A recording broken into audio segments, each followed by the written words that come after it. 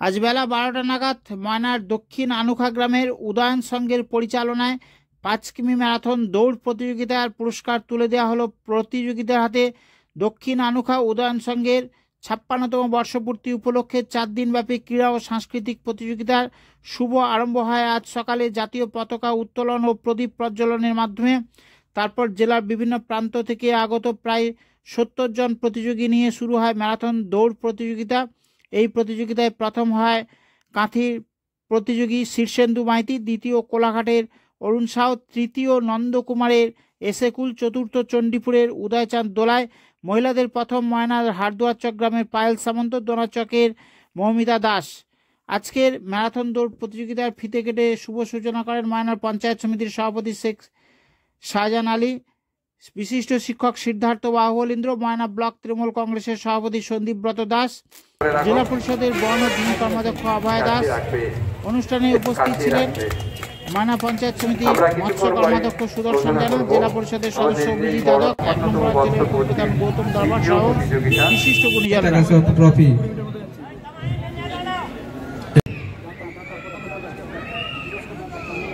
আচ্ছা, প্রথম হয়েছে শীর্ষেন্দু সাউ,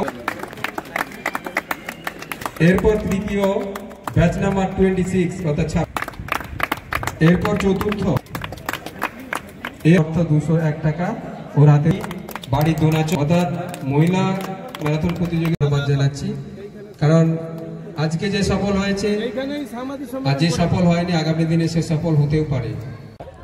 নমস্কার।